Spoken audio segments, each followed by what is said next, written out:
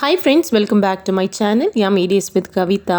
இன்னைக்கு ரொம்ப டேஸ்டியான எல்லா வகையான பயிரை வச்சு இந்த கிரேவியை நம்ம செய்ய போகிறோம். சப்பாத்தி, பூரி, பரோட்டா, இட்லி, தோசை, சாதத்துக்கு கூட செம சூப்பரான ஒரு காம்பினேஷன். இதுக்கு பர்டிகுலராக இந்த மெஷர்மெண்ட் தான் வேணும், இவ்வளோ தான் வேணும் அப்படின்னு அளவெல்லாம் கிடையாது. உங்களுக்கு எவ்வளோ தேவையோ அந்த மாதிரி நீங்கள் சேர்த்துக்கலாம். நான் இன்றைக்கி ஒரு சர்விங் ஸ்பூன் தான் எடுத்திருக்கேன். இதில் பச்சை பட்டாணி, வெள்ளை பட்டாணி, கருப்பு சுண்டல், வெள்ளை சுண்டல், பாசி பயிறு, கொள்ளு இது எல்லாத்தையுமே ஒரே அளவில் நான் மெஷர் பண்ணி சேர்த்துருக்கேன். இதே மாதிரி நீங்கள் டம்ளரில் கூட மெஷர் பண்ணி ஒன்றா கலந்து ஒரு பாக்ஸில் எடுத்து வச்சுக்கலாம். உங்களுக்கு தேவைப்படும் போது ஒரு கையோ 2 கையோ சேர்த்து நீங்கள் கிரேவி வச்சிடலாம். ரொம்ப சூப்பராக இருக்கும். இதெல்லாம் ஒன்றா கலந்து விட்டுக்கோங்க. இதில் ஒரு 2 தடவை நம்ம நல்லா கழுவி எடுத்துகிட்டு வந்துடலாம். இதை ஊற வச்சிடுறேன். நைட்டில் அது நல்லா ஊறட்டும். இந்த அளவுக்கு இது நல்லா ஊறி வரணும்.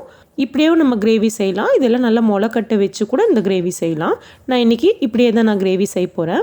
நம்ம ஊற வச்ச பயிரெலாம் குக்கரில் சேர்த்துக்கலாம். அளவாக தண்ணி சேர்த்துக்கோங்க. தேவையான அளவு உப்பு சேர்த்து ஒரு 3-4 விசில் வச்சு எடுத்துக்கலாம். இது நல்லா வேகட்டும். இப்போ ஒரு பேனில் 2 டேபிள் ஸ்பூன் தேங்காய் எண்ணெய், கிராம்பு, சீரகம் சேர்த்து இந்த தாளிச்சிக்கலாம். இது நல்லா பொரியட்டும்.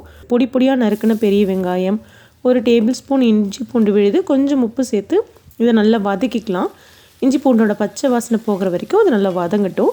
2 பழுத்த தக்காளி எடுத்திருக்கேன். அதை நல்லா பொடியாக நறுக்கி உள்ளே சேர்த்துக்கோங்க. இதையும் நல்லா வதக்கி விட்டுக்கலாம். தக்காளி நீங்கள் அரைச்சி கூட சேர்த்துலாம். இன்னும் கொஞ்சம் கிரேவி உங்களுக்கு எக்ஸ்ட்ரா கிடைக்கும். வெங்காயம் தக்காளி நல்லா வதங்கினதுக்கப்புறம் 1 ஸ்பூன் குழம்பு மிளகாய் தூள், 1/4 ஸ்பூன் மஞ்சத்தூள், 1/2 ஸ்பூன் கரம் மசாலா சேர்த்திருக்கேன். இதை நல்லா வதக்கி விடலாம். குழம்பு மிளகாய் தூள் இல்லைன்னா 1 ஸ்பூன் மல்லித்தூள், 1 ஸ்பூன் மிளகாய் தூள் சேர்த்துக்கோங்க. கரெக்டாக இருக்கும். இதுக்கு ஒரு மசாலா ரெடி பண்ணிடலாம். ஒரு 5-6 பல்லு தேங்காய், 1 டேபிள் ஸ்பூன் பொட்டுக்கடலை, கொஞ்சமாக சோம்பு சேர்த்து இது நல்லா வலுவலுன்னு பேஸ்ட்டாக அரைச்சி எடுத்துகிட்டு வந்துடலாம். ப்ரெஷர் ரிலீஸ் ஆயிடுச்சு. குக்கர் ஓப்பன் பண்ணி பார்க்கலாம். சூப்பராக வெந்துருச்சு.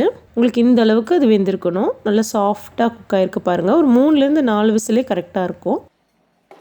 இப்போ நம்ம வதக்கி வச்ச வெங்காயம் தக்காளி மசாலாவில் நம்ம வேக வச்ச பயிர் ஃபுல்லாக உள்ளே சேர்த்து நல்லா ஒரு தடவை கலந்து விடுங்க. நம்ம அரைச்சி வச்ச தேங்காய் பேஸ்ட்டையும் உள்ளே சேர்த்துக்கலாம். மிக்ஸி ஜாரில் கொஞ்சமாக தண்ணி சேர்த்து அதையும் உள்ளே சேர்த்துக்கோங்க. பொட்டுக்கடலைக்கு பதிலாக நீங்கள் முந்திரி பருப்பு கூட சேர்த்துக்கலாம். நல்ல க்ரீமியாக செம டேஸ்டியாக இருக்கும். இல்லை எனக்கு தேங்காவே வேண்டாம் அப்படின்னு நீங்கள் நினச்சிங்கன்னா ஒரு 2 ஸ்பூன் அளவுக்கு கடலை மாவை நல்லா வறுத்துட்டு தண்ணியில் கரைச்சி உள்ளே சேர்த்துக்கோங்க. அதுவும் டேஸ்ட்டு சூப்பராக இருக்கும்.